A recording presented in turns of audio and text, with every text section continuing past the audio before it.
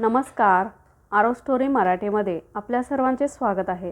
आज आपण ऐकणार आहोत एक रहस्यकथा, अनुजा भाग 2.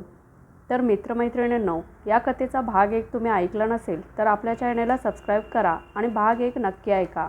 तर मागील भागात आपण पाहिलं, अनुजाचा ॲक्सिडेंट झाला आणि ती बेशुद्ध झाली. शुद्धीवर आली तेव्हा ती एका जुन्या काळातल्या एका मोठ्या हॉटेलमध्ये होती. अनु अजूनही बेडवर पडूनच विचार करत होती. हे सर्व खरं आहे का? बाहेरून पावसाचा आवाज येत होता. कमाल आहे ना, एवढे दिवस पाऊस पडतच आहे. अनुजा बेडवर उठून बसली. एकटीच रूममध्ये होती. ती बाहेर आली. सकाळच्या मानाने रात्रीसारखा काळोखच सगळीकडे. दिवे असूनही ते बंद होते. एखाद दुसरा तेवढा चालू होता. त्याचा प्रकाशसुद्धा अंधुक असा. कसला आवाज नाही का काही नाही. हळूच पुढे होऊन तिने खाली वाकून पाहिले. हॉलमध्ये सुद्धा कोणी नाही. फक्त आणि फक्त पावसाचा आवाज. कुठे गेले सर्व? मध्येच दिव्याची एजा सुरू होती.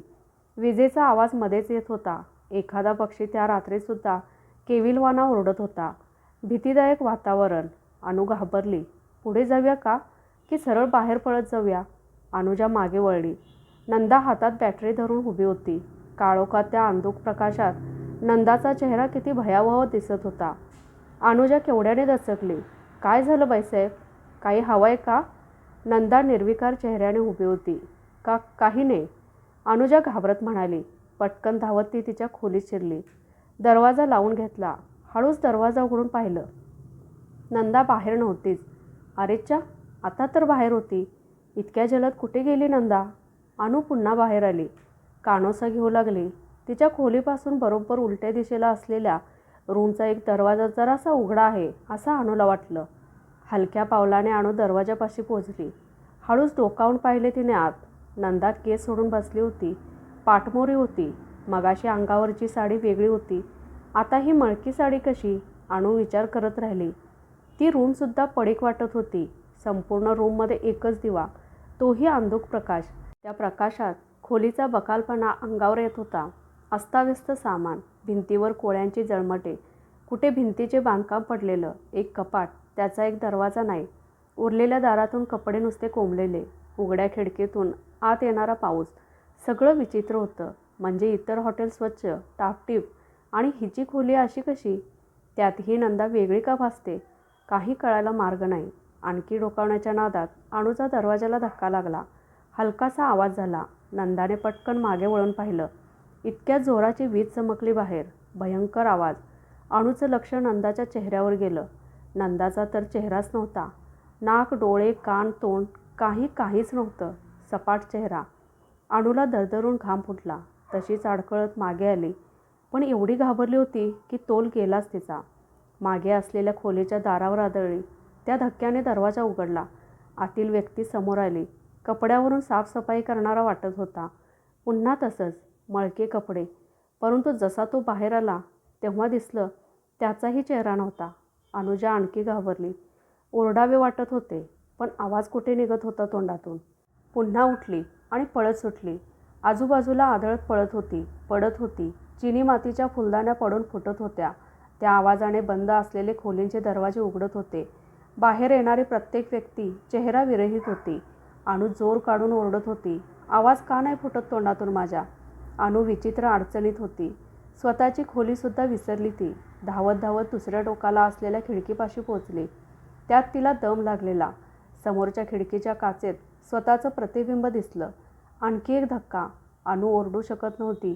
कारण तिला तिचं तोंडच दिसत नव्हतं. हो, अनुने हात लावून पाहिलं. नाकाच्या खाली पूर्ण सपाट त्वचा. जबरदस्त धक्का होता हा. अनु पुन्हा स्वतःची खोली शोधू लागली. धावता धावता पुन्हा एकदा एका फुलदाणीला आपटून ती खाली पडली आणि बेशुद्ध झाली.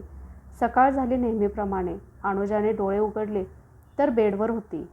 कालची रात्र आठवली तिला. ताडकन उठून बसली बेडवर. स्वप्न होतं का ते? पण हातावर फुलदाणी लागल्याची नाजूकशी जखम होती. म्हणजे माझं तोंड? लगेच हात लावून पाहिलं तिने.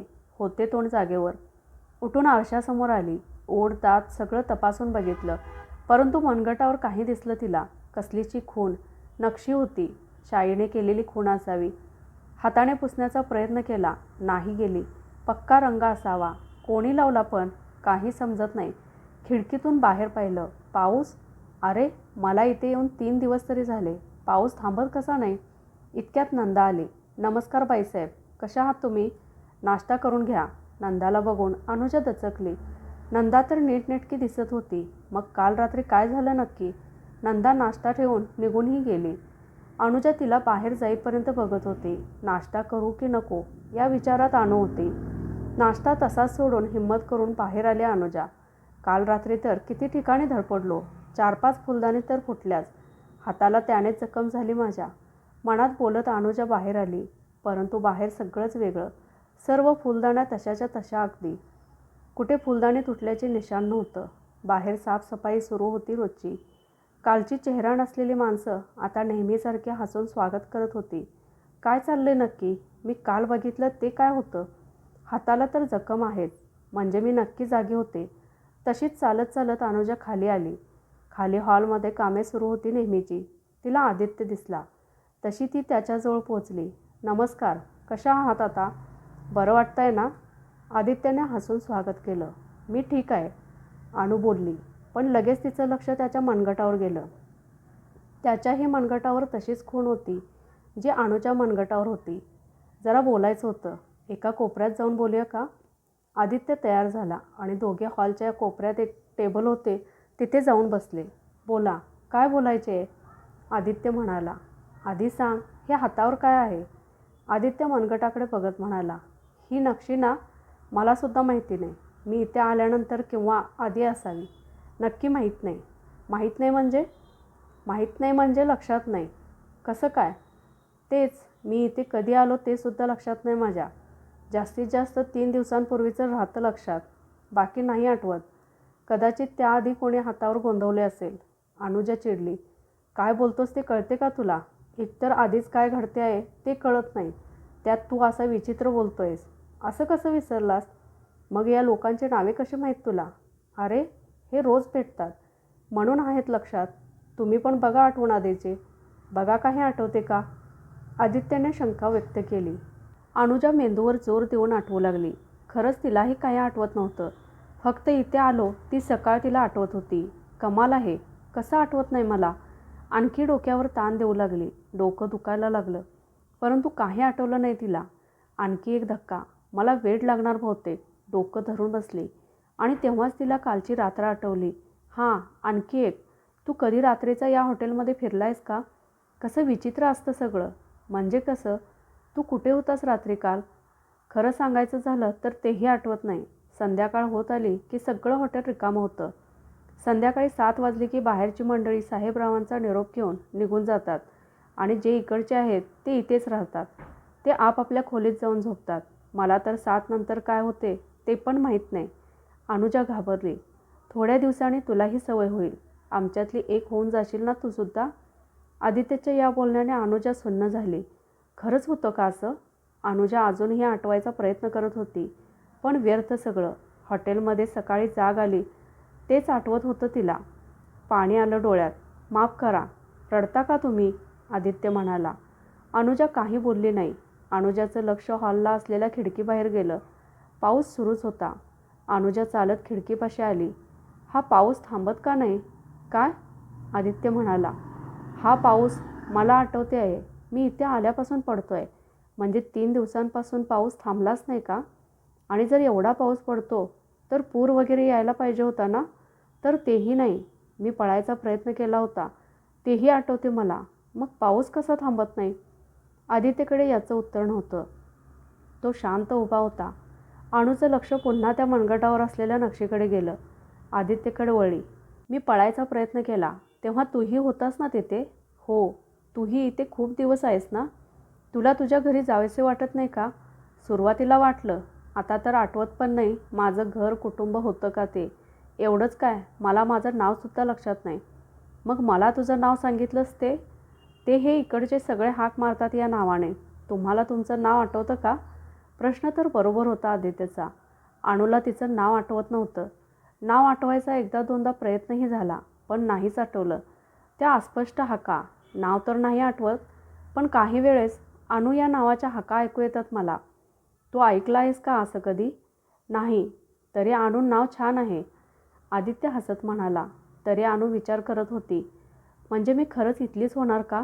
जसा हा आदित्य झाला आहे. म्हणजे याला तर काही वाटतच नाही आता. निदान नाव तरी लक्षात राहिलं माझ्या. तरी मला इथून बाहेर जायचेच आहे. इथून कोणी बाहेर जाऊ शकत नाही असं काही ऐकलं होतं मी. कोणाकडून आठवत नाही. मग कोणीच प्रयत्न करत नाही का बाहेर जायचा? अणूचा पुढचा प्रश्न. चांगला प्रश्न आहे. जास्त आठवत नाही, परंतु या हॉटेलच्या बाहेर कोणी जात नाही. कारण रोजचीच मंडळी असतात. हे इंग्रज लोक येतात कधी कधी. ते काही वेळेपुरते दिसतात. नंतर माहीत नाही कुठे आणि कसे बाहेर जातात.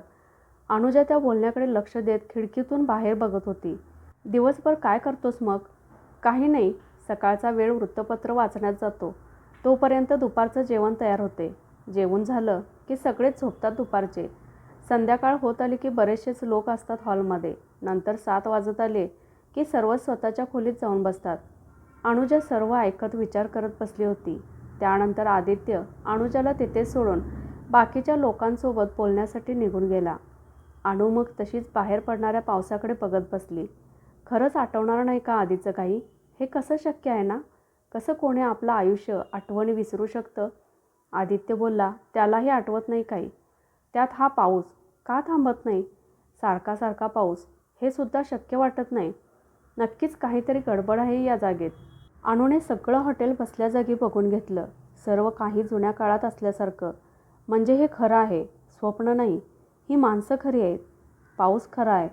फक्त या सर्वांमध्ये काहीतरी चुकीचे होते. 1 मिनिट. या सर्वांमध्ये मीच वेगळी आहे. याचा अर्थ मी इथे नसायला पाहिजे. मी चुकून आली आहे. किंवा हा काळ चुकीचा आहे. काहीतरी केलंच पाहिजे. त्यापेक्षा आपल्याला इथून निघायचं आहे हे लक्षात ठेवलं पाहिजे. अनुने नंदाकडे एक वही आणि लिखाणासाठी पेन मागितला. पेन नव्हता. शाईची दौत आणि काही जुनाट कागदाची पाने तेवढी मिळाली. चालेल हे सुद्धा. मनात म्हणत अनुने एका कागदावर मला इथून निघायचे आहे असं लिहून ठेवलं. तिच्या खोलीतच बसली होती ती. संध्याकाळ होण्याच्या आत गेल्या 3 दिवसाचं जेवढं आठवलं तेवढं लिहून ठेवलं. रात्री ती बाहेर आलीच नाही. एका रात्रीचा अनुभव पुरेसा होता तिला. पुढचा दिवस सकाळ झाली. नेहमीचीच सकाळ. नेहमीसारखी उजाडली. नाश्ता बेडवरच. तोही नेहमीसारखा. नाश्ता, आंघोळ करून अनु खाली हॉलमध्ये आली. आदित्य होताच खाली. आदित्यला पाहिल्यावर कालची गोष्ट आठवली. आपण जुनं विसरलो आहे हे तिला आठवलं. पुन्हा आठवण्याचा प्रयत्न. आता तर ती इथे कशी आली तेच विसरली. म्हणजेच इथला पहिला दिवस तोही लक्षात नाही. भयानक आहे हे. परंतु तिने लिहून ठेवलं आहे हे आठवलं. आपल्याला निघायचे आहे तर आधी एक हॉटेल पूर्ण बघितलं पाहिजे म्हणत अनुजा हॉटेलचा फेरफटका मारू लागली. वरच्या मजल्यावर तर ती फिरली होती. हॉलमध्ये कमीच फिरली होती. हॉल तरी बराच मोठा होता. बऱ्याच ठिकाणी सुंदर पेंटिंग्स लावली होती. चालत चालत हॉलच्या दुसऱ्या टोकाला पोचली. खिडकीतून बाहेरचं दृश्य पाहत राहिली. जागोजागी ठेवलेल्या टेबल खुर्च्यांवर लोक चहा कॉफी घेत गप्पा मारत होती. मोठा पसरलेला बगीचा, मोठमोठी झाडे, काही दगडी खांब आणि एक मोठा लोखंडी गेट. सोबत पाऊस बाहेर होताच. एकच दरवाजा बाहेर जाण्याचा. पुन्हा आल्या पावली हॉलच्या दुसऱ्या टोकाकडे निघाली. सर्व भिंतींवर हात फिरवत चालत होती. चित्र, फुलदाण्या, छान छान फुलं, सुगंधी वातावरण. किती छान वाटत होतं ते. पुन्हा हॉलच्या एका टोकाला पोचली. सगळंच तर परफेक्ट होतं. मग गडबड कशात आहे? तिथल्या एका खिडकीतून बाहेर बघितलं असता काही इंग्रज अधिकारी बाहेर निघाले होते. ते कसे बाहेर जातात हे बघत होती अनुजा. गेटजवळ येताच त्यांच्या भोवती धुक्यासारखं काही जमा झालं. त्यापुढे काही दिसलं नाही. धुकं विरळ झालं तर कोणीच नव्हतं तिथे. कमाल आहे विचार करत अनु पुढे आली. विचारांच्या धुंदीत चालत होती तर एका नोकराला जो नाश्ता घेऊन जात होता त्याला आपटली. सगळा नाश्ता खाली पडला. माफ करा, माझं लक्ष नव्हतं, तोच म्हणाला आधी. जमीन साफ केली आणि लगबग करत निघून गेला. अनुने फक्त नजर दुसरीकडे वळवली असेल. अगदी 2 सेकंदाचा अवधी. तोच पुन्हा तसाच नाश्ता घेऊन येताना दिसला. कसं शक्य आहे हे? अनुला वेगळाच प्रश्न. अरेच्चा, एक लक्षातच आलं नाही. किचन कुठे दिसलंच नाही आपल्याला. या हॉलभर फिरली. वरच्या मजल्यावर फक्त खोल्या आहेत. मग किचन कुठे आहे? आणि किचनच नाही तर नाश्ता जेवण कसं बनवतात? काय सुरू आहे नक्की? काय जागा आहे ही? पुन्हा एकदा तिने हॉलभर फेरी मारली. नाहीच कुठे किचन. चक्रावून गेली. समोर नंदा दिसली. नंदाला काहीतरी सांगू. नंदा, मला काहीतरी खायला घेऊन ये. नंदा टेबल साफ करत होती. हो बाईसाहेब, आणते. नंदा निघाली तशी अनुजा तिच्या मागोमाग निघाली. काही पावलं चालली तशी नंदा थांबली. मागे अनु होती. काय झालं बाईसाहेब? आणते तुम्हाला खायला, थांबा तुम्ही इथेच, म्हणत नंदा झपझप निघून गेली. इतकी अचानक कुठे गेली ही, विचार करत होतीच इतक्यात बाईसाहेब असा मागून आवाज आला. अनुजा दचकली. नंदा मागेच उभी होती. समोरून गेली आणि काही सेकंदात मागून कशी काय आली? नको मला, घेऊन जा परत. ठीक आहे, म्हणत नंदा पुन्हा लगेच दिसेनाशी झाली. काहीतरी भयंकर आहे हे. आदित्य समोरच वृत्तपत्र वाचत होता. पळत त्याच्याकडे गेली. आदित्य, अरे तू काय पेपर वाचत बसलायस? इथे काहीच बरोबर नाही. काय झालं एवढं ओरडायला? तुला कळते का? इथे किचनच नाही आहे. मग हे सर्व नाश्ता जेवण कुठून आणतात? ते ऐकून आदित्य उभा राहिला. काय? कसं शक्य आहे? हो रे, मी बघितलं सगळं हॉटेल, नाहीच आहे कुठे किचन. आता आदित्यसुद्धा चक्रावला. धावतच त्याने हॉटेलभर फेरी मारली. आदित्यला पटलं अनुजाचे बोलणे. खरंच ग, तू बरोबर बोलतेस. पण काय करणार आपण? साहेबरावच्या परवानगीशिवाय कोणी बाहेर जाऊ शकत नाही. हो, तेही माहीत आहे मला. तरी काही करून मला या हॉटेलच्या बाहेर जायचे आहे. तू मदत करशील का? अनुजा काकुळतेने बोलली. पण कसं? इथे 3-4 दिवसांपूर्वीचं आठवते. काही ठरवलं करायचे तरी ते विसरून जाणार. त्यात आता हे नवीन समोर आले. डोकं चक्रावून गेलं अगदी. चल, काही दाखवते तुला. आदित्याचा हात पकडून त्याला स्वतःच्या खोलीत घेऊन आली. तिने जे लिहून ठेवलं होतं ते आदित्यला दाखवलं. त्याला ती कल्पना आवडली. विचार केला इथून बाहेर जाण्याचा, तरी ते शक्य वाटत नाही. त्या गेटजवळ काय झालं तुझं? हे आहे आठवणीत माझ्या. तुझा श्वास कोंडला होता, मग त्याच्या पलीकडे कसं जाणार? आदित्य बोलला तेही बरोबर होते. एक काम करूया, हे मी तरी असं रोज लिहिणार आहे, म्हणजे लक्षात राहील. तू सुद्धा असंच लिहायला सुरुवात कर आणि यातून बाहेर पडण्यासाठी काही मार्ग असेलच. काहीतरी कमजोरी शोधली पाहिजे. ठीक आहे, मी करीन मदत. आदित्यने विश्वास दिला अनुला. पुढच्या दिवसापासून सकाळ झाली की दोघांचे एकच काम, हॉटेलभर फिरून काहीतरी शोधायचे. अर्थात कोणाला समजणार नाही असं. रोजच्या घडामोडी लिहून ठेवायच्या. असा पुढे 1 आठवडा गेला. दोघांचे प्रयत्न सुरू होते, पण वेगळं तरी काय भेटणार? ते लिहून ठेवायचे म्हणून सर्व गोष्टी लक्षात राहिल्या. अशाच एका दिवशी दोघे सकाळचे फिरून आल्यावर निराश होऊन एक टेबलवर बसले. अनुचं लक्ष टेबलावर असलेल्या मेणबत्तीकडे गेलं. तिला काही वेगळं जाणवलं. तसं आजूबाजूच्या टेबलावर पाहिलं. सर्व ठिकाणी मेणबत्त्या होत्या, पण होत्या तशाच होत्या. विचित्र आहे ना? काय ते? त्या मेणबत्त्या सर्व आहे तशाच आहेत. कधी वापरत नाहीत. शिवाय रात्री तर कोणी नसते इथे. मग कशासाठी ठेवल्या आहेत? कळलं ना तुला? आदित्यने नजर फिरवली. हो ग, लक्षात नाही आलं माझ्या. आदित्यने एका नोकराला आवाज दिला. या मेणबत्त्या पेटवत का नाहीत? त्यावर त्याच्या चेहऱ्यावरील हावभाव बदलले. का? कशाला पाहिजे तुम्हाला नसत्या चौकशा? पण विचारलं तर काय झालं? अनुजा म्हणाली. तेवढ्यात साहेबराव येताना दिसले. शोभेच्या आहेत त्या, छान दिसतात म्हणून ठेवल्या आहेत. मिळालं उत्तर? साहेबराव उत्तरले. हे उत्तर नाही आहे, मला खरं उत्तर पाहिजे. हेच उत्तर आहे. जास्त शहाणपणा करायचा नाही. तुम्हा दोघांना गेला आठवडाभर बघतोय. मला काही समजत नाही तुमच्याबद्दल असं वाटत असेल ना, तर ते काढून टाका मनातून. जेवायला मिळते ना, ते गिळायचं आणि चुपचाप राहायचं इथे. साहेबरावांचा आवाज चढला. नाही राहायचा इथे. सोडत का नाही आम्हाला? अनुचा आवाजसुद्धा चढला. सोडीन, वेळ आली की. साहेबराव मोठ्याने हसला आणि निघून गेला. आदित्यने अनुला जबरदस्ती खाली बसवलं. शांत हो, त्यांच्याकडे काहीतरी आहे, म्हणून आपण बाहेर जाऊ शकत नाही. अनुजा शांत झाली. थोड्या वेळाने बोलली. तू अशा किती लोकांना ओळखतोस जे आपल्यासारखे रोज दिसतात? खूप जण आहेत. तुला कसं माहीत तेही अडकले आहेत? एक अंदाज लावला. कारण हे इंग्रज लोक येतात ना, त्यांनाच खूप वेळेला बाहेर जाताना पाहिलं आहे मी. हे आपल्या मनगटावर नक्षी आहे ना, तशी त्यांच्या हातावर नसते. आपल्यासारखे भारतीय आहेत ना, जे रोज दिसतात, त्यांच्या हातावर अशी नक्षी आहे. ते कधीच बाहेर जात नाहीत. नवीन शोध. अनुजा तिच्या मनगटावरील नक्षी निरखून पाहू लागली. सापाची नक्षी होती ती. जणू काही सापाने विळखा घातला आहे अशी, म्हणजे टाळे लावावे असे भासले तिला. आदित्यच्या मनगटावर तशीच नक्षी. अचानक तिला तो बाहेरचा गेट आठवला. त्या लोखंडी गेटवर सुद्धा अशीच एक मोठी नक्षी बनवली आहे. शिवाय आजूबाजूच्या भिंतींवर सारख्याच नक्षी होत्या. काहीतरी ध्यानात येत आहे माझ्या. हे असं काही मानत नाही मी, पण कोणत्या तरी शापाने, दुष्ट शक्तीने ही जागा प्रभावित आहे असं वाटतं. या सापाचं काहीतरी असणार. किचन नाही ते. मेणबत्त्या तशाच शाबूत, कधी पेटवल्याच नाहीत. आगच नाही वापरत हे. नाश्ता जेवण जादूने करतात वाटतं. यावर मात्र अनु स्वतःवरच हसली. मग पुढे काय? अजून एक गोष्ट, साप आगीला घाबरतो. तसं करून बघू. आग लावण्यासाठी काही साहित्य आहे का? मेणबत्ती पेटवून बघितली असती. माहीत नाही, कधी विषयच आला नाही. जेवण नाश्ता मागितला की लगेच पुढ्यात आणून देतात. किचनमध्ये जाण्याचा संबंध आलाच नाही कधी. त्यात ते नाहीच आहे हे तुझ्यामुळे कळलं. त्यावर अणूचा चेहरा पडला.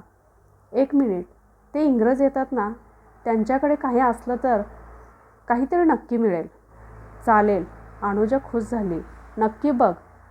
एक काम करूया, मी जाते खोलीत. तुझ्या ओळखी आहे तिथे बऱ्यापैकी. बघ काही मिळते का. म्हणत अनुजा तिच्या खोलीत गेली. विचार करता करता कधी डोळा लागला ते कळलंच नाही. कसला तरी आवाज येत होता. अनुने हलकेच डोळे उघडले. बघते तर मागे एक गुहा. खाली बघते तर ट्रेनचे रूळ. याचा अर्थ तो रेल्वेचा बोगदा होता. दुरून ट्रेन येण्याचा आवाज. आणि आपण बरोबर समोरच बसलो आहे हे अनुच्या लक्षात आलं. उठायचा प्रयत्न केला तिने, परंतु तिचे हातपाय बांधलेले. गाडी जवळ येत होती. जोर लावून तिने दोऱ्या तोडल्या. उभी राहत होती. इतक्यात ट्रेन जवळ आलीच. अनुने डोळे मिटून घेतले. काही वेळ असाच गेला. तिने एक डोळा उघडून बघितलं. एका किल्ल्याच्या टोकावर उभी होती ती. खाली खोल दरी. कसाबसा तोल सांभाळला तिने. सोबतीला सुसाट वारा. इतका की अनुचा तोल गेलाच. खोल दरीत पडू लागली ती. मोठ्याने किंचाळली, वाचवा. जमिनीपासून काही अंतरावर असताना कपाळ मोक्ष होणार आता म्हणत तिने डोळे मिटून घेतले. पुन्हा एकदा डोळे मिटून बसली होती ती. अनु, अनु. 2 वेळेस तिला हाक ऐकू आली. एका डोळ्याने बघितलं तिनं. अस्ताव्यस्त सामान. एक मुलगी, जवळपास तिच्याच वयाची, सामान आवरत होती. कोण ही?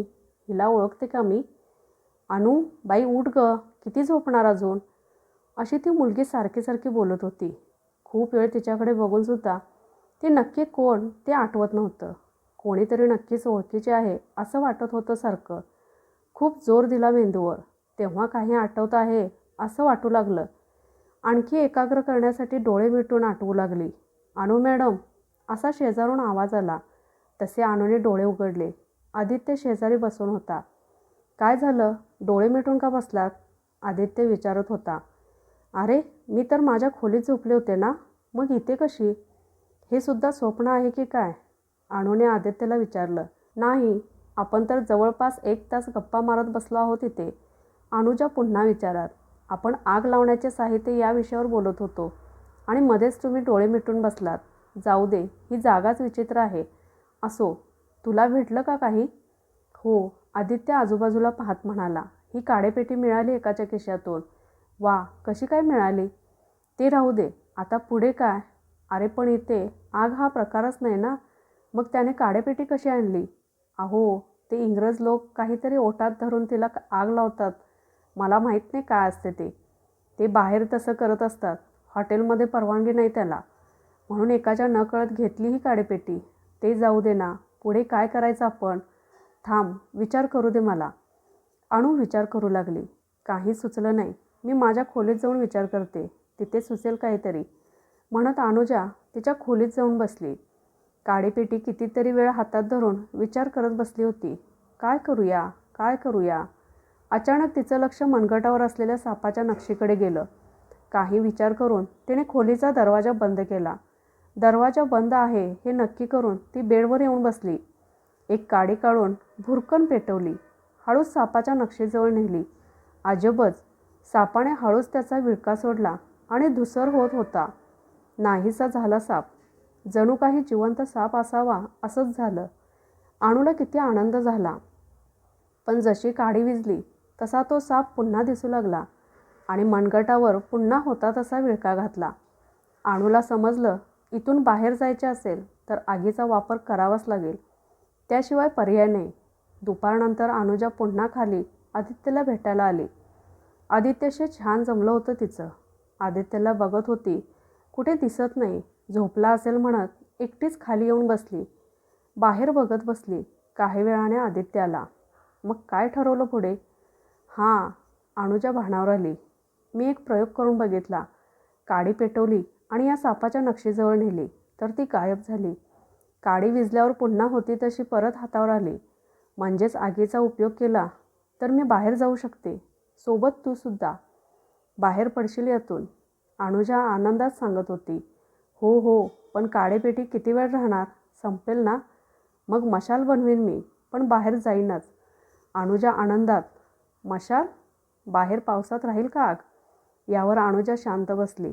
खरंच यार, किती दिवस पाऊस पडतोच आहे. पूर्ण तयारी वाया जाणार पावसामुळे. खूप विचार करून अनुजा बोलली. एकच पर्याय आहे, संपूर्ण हॉटेललाच आग लावायची. यावर आदित्य आ वासून तिच्याकडे पाहत राहिला. बऱ्या आहात ना तुम्ही? कसं शक्य आहे हे? सगळं शक्य आहे, फक्त मला मदत कर. आदित्य कसाबसा तयार झाला. आग मोठी लावली पाहिजे तरच शक्य आहे याच्या नजरेतून सुटायला. हे अनुजाला चांगलं समजलं होतं, परंतु आगीला पसरायला मदत करेल असं पाहिजे काहीतरी. मेणबत्त्या, त्याकडे कोणाचंच लक्ष नसते. हो, त्याचाच वापर करायचा. 2-3 पुरेशा होतील. मनात आलं तसं तिने बघता बघता टेबलावरची एक मेणबत्ती लपून खोलीत नेलीसुद्धा. आदित्यलाही तिने तसेच करायला सांगितलं. पुढच्या 2 दिवसात अनुने चांगली तयारी केली. आदित्य तयार होता. कोणीच मेणबत्त्या गायब होत आहेत याची तस्ती घेतली नाही. अखेर त्यांनी ठरवलं हॉटेल पेटवायचे, पण सुरुवात कुठून आणि कधी करायची ते ठरत नव्हतं. कधी लावणार आग? अनु आदित्यला विचारत होती. हे बघा अनु मॅडम, मी आधीच घाबरलो आहे या विचाराने, पण तुम्हाला मदत करायचे ठरवले आहे मी. अरे आदित्य, घाबरू नकोस, काही वाईट होणार नाही. उलट इथे सर्व अडकले आहेत ना, ते सर्व आपापल्या घरी जातील, तूही. त्यावर आदित्यला थोडा धीर आला. वेळ दुपारची, ठीक असेल आपल्यासाठी, कारण तेव्हा सर्वच झोपलेले असतात. तुमच्या आणि माझ्या खोलीत आग लावायला सुरुवात करूया. आणि या हॉटेलमध्ये पाहिलंत ना, सर्व बांधकाम लाकडी आहे. त्यात सगळीकडे मोठे मोठे पडदे आहेत. आग झटक्यात पसरेल.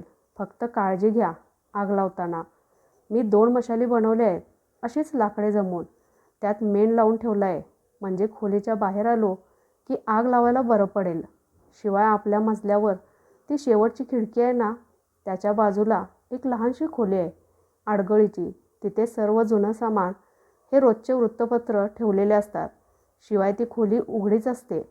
तिथूनच मशालीसाठी लाकडं मिळाली. त्यात जर आग लावली तर मग आग चांगलीच भडकेल. आदित्यने एका दमात सर्व सांगितलं. खूप छान, किती तयारी केलीस तू?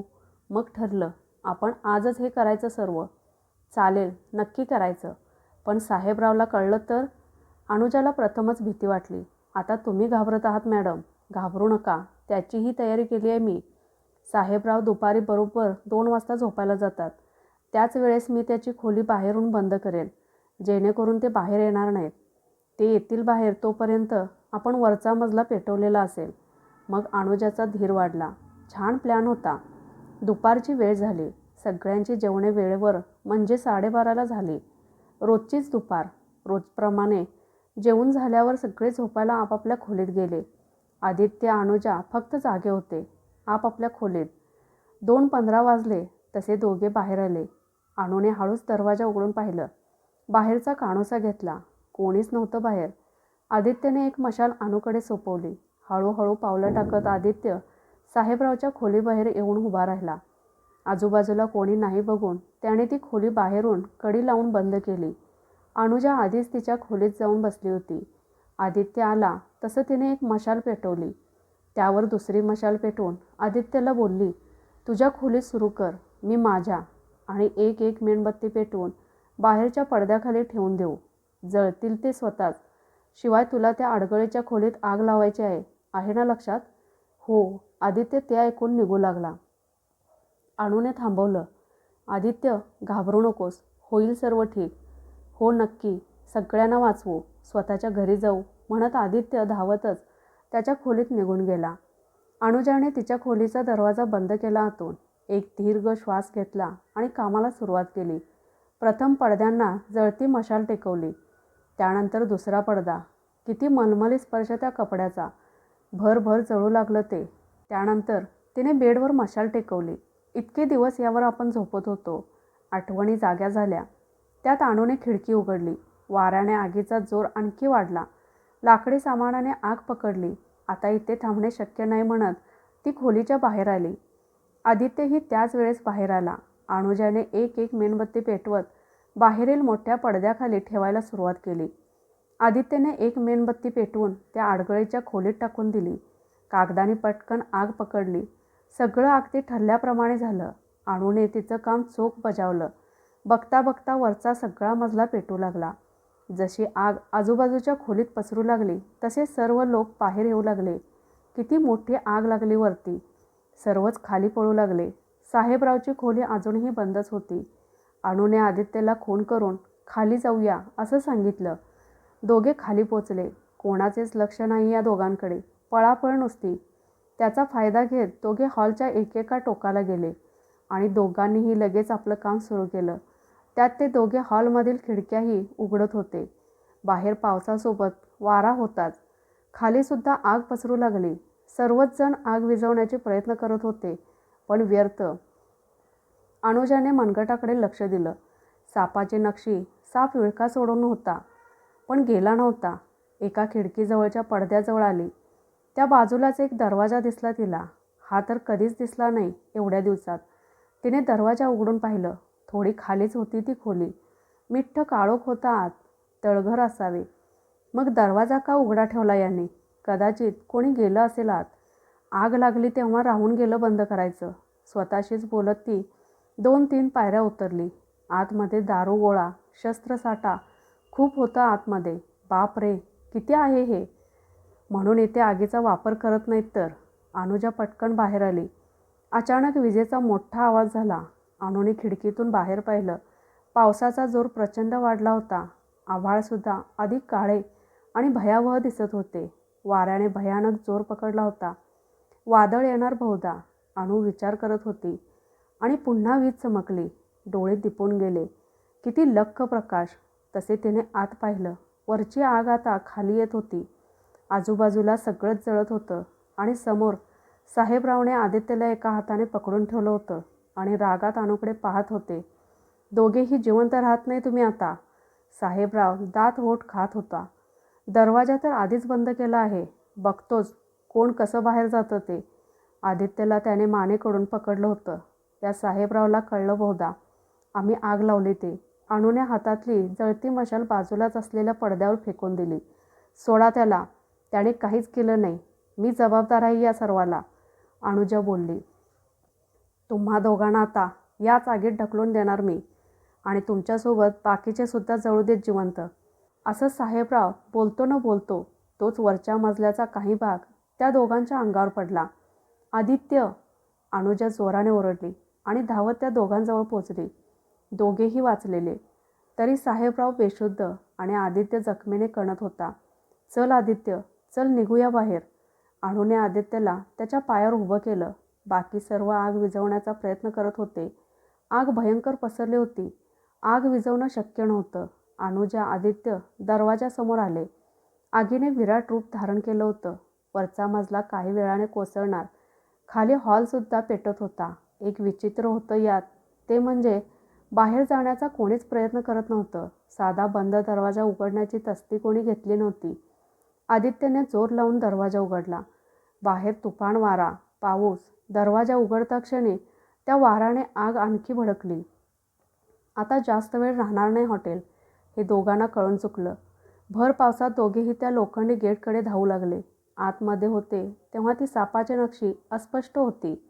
जसे आगीपासून दूर आले तर ती पहिल्यासारखी होऊ लागली. मुख्य लोखंडी गेटजवळ जसे येऊ लागले तसा दोघांचा श्वास कोंडू लागला. एवढी मेहनत करून देखील हे असं कसं? दोघेही आश्चर्यचकित झाले. एका जागी थांबले, श्वास ठीक होईपर्यंत. पुढे जाणे शक्यच नव्हते. काय करावे आता विचार करत असताना मागून मोठ्याने आवाज आला. मी जिवंत असेपर्यंत कोणी बाहेर जाऊ शकत नाही. साहेबराव हॉटेलच्या दरवाजापाशी उभा होता. डोक्यातून रक्त वाहत होतं त्याच्या. मागे हॉटेल जळत होतं. भयानक दृश्य. खरंच का आपली सुटका होणार नाही यापासून? अणूच्या मनात आलं. आदित्यकडे पाहिलं तिने. आदित्यने एकदा अणूकडे आणि नंतर साहेबरावकडे नजर टाकली. भेटू पुन्हा कधीतरी. आदित्य हसला आणि साहेबरावच्या दिशेने धावत सुटला. आदित्य थांब, अनुजा ओरडली. पण त्याआधीच तो पुढे निघून गेला होता. हॉटेलमध्ये तेव्हाच एक लहानसा स्फोट झाला. अनुच्या लक्षात आलं, आग त्या दारू गोळापर्यंत पोहोचली आहे. साहेबरावने मागे वळून पाहिले आणि आदित्यने पूर्ण ताकदीनिशी मागे बघत असलेल्या साहेबरावसहित आत उडी घेतली. अगदी 5 ते 10 सेकंद झाले असतील. अनुजा हॉटेलच्या दिशेने पळत होती आणि प्रचंड मोठा धमाका झाला. एवढा मोठा की त्या धक्क्याने अनुजा मागे उडाली. त्या मागोमाग अनेक छोटे छोटे धमाके होत राहिले. अनुजा उठून बसली. डोक्याला जखम झालेली. हॉटेल पूर्णपणे कोसळलं होतं. यात कोणीच वाचणार नाही हे अनुला कळून चुकलं. आपल्यासाठी आदित्यने जीव दिला. काय केलं आपण? अनुजा पावसात रडू लागली. मनगटावर लक्ष गेलं. मनगटावरचा साप निघून गेला. वारासुद्धा हळूहळू होत कायमचा थांबला. जो इतका दिवस न थांबलेला पाऊस तोही कमी कमी होत थांबला. काळवंडलेले आभाळ स्वच्छ झालं. काही जादू व्हावी असंच सगळं होतं ते. उरलेलं हॉटेल आता मोठ्या मोठ्याने जळत होते. अनुजा उभी राहून पाहत होती. रडणं अजून सुरूच होतं. हळूच तिला पायाखाली जमीन हलल्याचा भास झाला. भासच होता का? नाही. पडलेलं हॉटेल आता जमिनीखाली जात होतं. त्यासोबत त्याच्या आजूबाजूची जमीनसुद्धा खाली जात होती. बागेत असलेले दगडी खांब, झाडे सगळी कोसळत होती. अनुला कळेना पुन्हा काय होते आहे. पायाखालची जमीनच पृथ्वीच्या पोटात जात होती. अनुजा ते बघून मागे पळू लागली. जेवढा जोर शक्य होता शरीरात तेवढा जोर लावून अनु त्या लोखंडी गेटच्या दिशेने पळत होती. तो गेट तर कधीच जमीनदोस्त झाला होता. अनुचा श्वास कोंडला नाही यावेळेस. एका क्षणात अनुजा त्या बागेच्या सोबत खाली जाणार. त्याचवेळी अनुने एक मोठी उडी मारली. त्या सर्वांपासून दूर अशी. आणि तशीच ती पडून राहिली जमिनीवर. त्या लोखंडी गेटपर्यंतची जमीन खाली गेली होती. अनुजा तशीच पडून बघत होती. हातापायाला लागलं होतं. पुन्हा एकदा पावसाची रिमझिम सुरू झाली. अनुला काही आठवू लागलं. तिचं घर, तिची मैत्रीण, सई, सागर सगळं हळूहळू आठवत होतं तिला. घरी जायला पाहिजे आता. अंगात रान नव्हते. डोक्यावर झालेल्या जखमेतून खूप रक्त गेलं होतं. तरी कशीबशी उभी राहिली. घरी जाण्याची ओढ लागली होती तिला. 1-2 पावलं चालली असेल. शुद्ध हरपली आणि जमिनीवर कोसळली. सुगंधी सुवासाने तिला जाग आली. वरून फुलांचा पाऊस होत होता. वेगळंच काहीतरी होतं तिथं. छानच वाटत होतं. आणखी एक सुवास अनुकडे झेपावला. डोळे बंद करून त्याचा आस्वाद घेऊ लागली. पुन्हा डोळे उघडले तर एका बंदिस्त खोलीत होती ती. कोणीतरी तिला जखडून ठेवलं होतं. समोरच्या भिंतीतून मोठ्या आकारच्या मुंग्या तिच्या दिशेने येत होत्या. हे स्वप्नच असावे म्हणत पुन्हा तिने डोळे मिटले. डोळे उघडले तर पाऊस पडत होता. आदित्य साहेबरावच्या दिशेने धावत होता. साहेबरावचे डोळे रागाने लाल झाले होते. अरे, हे पुन्हा कसं घडत आहे? आपण तर यातून बाहेर आलो. तरी आदित्यला थांबवण्यासाठी अनुजा जोरात ओरडली, आदित्य! आणि अनुजा बेडवर उठून बसली. आजूबाजूचे सर्व तिच्याभोवती गोळा झाले. काही वेळ अनुला कळलंच नाही काय सुरू आहे ते. जशी भानावर आली तेव्हा कळलं, आपण हॉस्पिटलमध्ये आहोत. आजूबाजूला डॉक्टर, नर्स उभ्या होत्या. ओळखीचं कोणीच नाही. 1-2 मिनिटात कोणीतरी बाहेरून तिच्याजवळ धावत आली. हीच ती मुलगी. मला एकदा स्वप्नात दिसली होती ती. सईच होती ती. अनुला हळूहळू आठवत होतं. गर्दीत सागरसुद्धा होता. अनु? सईने अनुजाला घट्ट मिठी मारली आणि रडू लागली. तसे आणखी काही चेहऱ्याचे डोळे पाणावले. अनु, बोल काहीतरी. बोल ना. एक बाईसुद्धा रडत होत्या. अनु, बोल काहीतरी. आई आहे तुझी मी. ओळखत नाहीस का मला? हे तुझे बाबा आहे ना लक्षात आम्ही? अनुला काही आठवत नव्हतं. 1 मिनिट, डॉक्टर बोलले. ती आत्ताच शुद्धीवर आली आहे ना. तिला लगेच काही आठवणार नाही. थोडा वेळ आराम करू दे. कोणीतरी एकानेच थांबा तिच्याजवळ. मी थांबते, सई लगेच बोलली. तसे सगळे पांगले. अनु, किती मिस केलं तुला. आता किती बरं वाटतं आहे मला. एक्सप्लेन करू शकत नाही माझा आनंद. सई अजूनही रडत होती. अनुला जाणवलं काही. डोक्याला जखम झाली होती काल. अनुच्या डोकं चाचपडू लागली. हो, तुझ्या कपाळावर जखम झालेली, पण आता बरी झाली आहे, सईने उत्तर दिलं. लगेच कशी बरी होईल? काल तर झालेली होती जखम. अनुच्या चेहऱ्यावर प्रश्नचिन्ह. त्यावर सई अनुकडे बघतच राहिली. डॉक्टर काही औषधं घेऊन आले. गुंगीचे औषध होते त्यात. अनु पुन्हा झोपी गेली. पुढचा दिवस अनु सकाळीच उठून बसलेली. काही चेहरे पुन्हा तिला आठवू लागले होते. जवळचे चेहरे, आई, बाबा, सई, सागर, तिच्या बाकीच्या मैत्रिणी आणि हो, आदित्यसुद्धा. तो खरंच जिवंत असेल का? थोड्या वेळाने तिच्या आई वडील, मित्रमैत्रिणी सर्व भेटून गेले. सई मात्र तिच्याजवळच थांबली. काय गं, तुला काल विचारलं मी काहीतरी. माझ्या डोक्यावर जखम झालेली, ती इतक्या जलद कशी भरली? तेव्हा चेहरा कसा विचित्र झालेला तुझा. सर्व गेल्यावर अनुने सईला विचारलं. बस आधी बेडवर सांगते, सई बोलली. तुला वाटते तसं काही नाही, सई बोलली. काय वाटतं तसं नाही? जखम एका दिवसात कशी भरेल सांग ना. अनुच्या मनात पुन्हा त्या हॉटेलचे दिवस येऊन गेले. एका दिवसात नाही, एका वर्षात. काय बोलतेस तू? ती जखम भरायला 1 वर्ष लागलं? काय वेडीबिडी झालीस का तू? सई शांतपणे तिची चिडचिड ऐकत होती. अनुजा, तू 1 वर्ष कोमात होतीस. काय? अनुजा उडालीच. कसं शक्य आहे? हो, तुझा ॲक्सिडेंट झालेला. तू जॉबवरून घरी जाताना. तुझ्या कपाळावर ज्या जखमेच्या खुणा आहेत ना, त्याच आहेत. तुझ्या मेंदूला मार लागला होता. कोणीतरी तुला इथे आणून ॲडमिट केलं. ऑपरेशन झालं, पण तू कोमात गेलीस. सांगायचं झालं तर 1 वर्ष 1 महिना तू कोमात होतीस. सांगतानासुद्धा सईच्या डोळ्यात पाणी आलं. शेजारीच अनुचे रिपोर्ट होते. पटकन घेऊन वाचू लागली. 1 वर्षापूर्वीची तारीख आणि बरंच काही लिहिलं होतं त्यात. पेशंट कोमामध्ये आहे हे सुद्धा लिहिलं होतं. धक्काच बसला तिला. म्हणजे ते हॉटेल, न थांबणारा पाऊस, नंदा, आदित्य, साहेबराव, ती आग, काय होतं? झुरकण डोळ्यासमोरून गेलं तिच्या. धक्काच होता तो. पुढचे 2 दिवस तरी ती कोणाशी काहीही बोलली नाही. पण ते दिवस हॉटेलमधले, ते कसे खोटे? खूप प्रश्न होते. डॉक्टर एकदा औषध द्यायला आला तेव्हा अनुने विचारलं, कोमामध्ये असताना पेशंट त्याच्या दुनियेत असतो असं म्हणतात. नक्की कोणाला माहिती नाही. तरी कोमात जाण्याआधी तो जे अनुभवतो त्यातच तो जगत असतो असं मोठे डॉक्टर बोलतात. डॉक्टरचे उत्तर. अनुला काही गोष्टी लक्षात येऊ लागल्या. तिला तिचे वाचनाचे वेड आठवले. सईला विचारलं काही तिने. मी शेवटचं कोणतं पुस्तक, कादंबरी वाचत होते? तुला सांगितलं होतं का काही? का? परत वाचायचं आहे का? हो, इथे कंटाळा येतो खूप. आण ते उद्या. तुझी ती भाड्याची रूम तशीच आहे अजून, जशी तू 1 वर्षापूर्वी ठेवून गेली होतीस. उद्या आणते नक्की ते पुस्तक. दुसऱ्या दिवशी पहाटेच सईने ते पुस्तक तिच्यासमोर ठेवलं. आता कसं वाटते तुला? आठवली ना माणसं सगळी? सईच्या चेहऱ्यावर आनंद दिसत होता. परंतु अनु वेगळ्या जगात होती. मी कोमात असताना नक्की माझी हालचाल व्हायची नाही का? अनुने प्रश्न केला. कशी होणार सांग? तू निस्तेज झोपून होतीस. कधी कधी वाटायचं तू झोपली आहेस, ती वाईट स्वप्न पाहत आहेस. मी हॉस्टेलवर जशी जागी करायची ना तुला, तशी इथंही अनु अनु असं ओरडत बसायची तू जागी होण्यासाठी. तू जागी नाही झालीस कधी. समजलं अनुला. त्या हॉटेलवर असताना अस्पष्ट आरोळ्या ऐकू यायच्या. अनु आशा म्हणजे सईचा आवाज ऐकायला यायचा मला. तो हॉटेलच्या बाहेर न थांबणारा पाऊस. शेवटी पावसातच अपघात झाला होता ना माझा, तेच डोक्यात राहिलं. पण ते आदित्य, साहेबराव, ते काय प्रकरण होतं ते अद्याप कळलं नव्हतं अनुला. सईने आणलेलं पुस्तक बघितलं तिने. पुस्तकाचे नाव सन 1899. अनुचे डोळे विस्पारले. मी तर याच कालावधीमध्ये होते.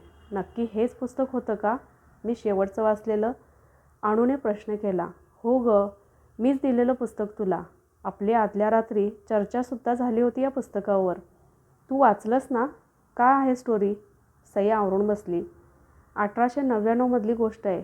एक मुलगी वाट चुकते आणि जंगलात हरवते. शुद्धीवर येते तेव्हा एका हॉटेलमध्ये असते. हॉटेल छान असते, पण मंतरलेले असते. एक पिंजराच असतो तो जणू काही. एकदा आत आलं की बाहेर पडू शकत नाही. साहेबराव ते हॉटेल चालवत असतात. ती मुलगी बाहेर जायचा खूप प्रयत्न करते, पण काही होत नाही. मग आदित्य नावाचा मुलगा तिला तिथेच भेटतो.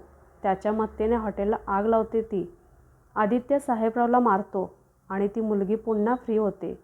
छान आहे स्टोरी, सईने एका दमात सांगितले. म्हणजे आदल्या रात्री आपण जे वाचत होतो त्याच जगात मी जगत होते. काल्पनिक सगळं. साहेबराव, नंदा, ते हॉटेल आणि आदित्यही काल्पनिक. तुझं सगळं पुस्तक तेव्हा वाचून झालं होतं. त्या मुलीचं नाव आहे काहीतरी. त्यावरच आपण कॉल करून बोलत होतो. काय नाव होते तिचं? सई विचार करू लागली. अणूला राहवलं नाही. तिने पुस्तकाचं शेवटचं पान उघडलं. जे तिनं अनुभवलं होतं तसंच त्या पुस्तकात लिहिलं होतं. सगळंच खोटं होतं ते. आणि एका क्षणी अणूच्या पुस्तक वाचायची थांबली. भेटलं का नाव तुला त्या हिरोईनचे? अणूने पुस्तक तिच्यासमोर धरलं. त्या पुस्तकातील काल्पनिक कथेतील मुख्य स्त्री पात्राचे नाव होते अनुजा. तर मित्रमैत्रिणींनो, आजची कथा कशी वाटली ते कमेंट करून नक्की कळवा. या कथेचा भाग 1 नक्की ऐका. कथा आवडल्यास लाईक शेअर करा. चॅनेलवर नवीन असाल तर चॅनेलला सबस्क्राईब करा. कथा पूर्ण ऐकल्याबद्दल आणि वाचल्याबद्दल धन्यवाद.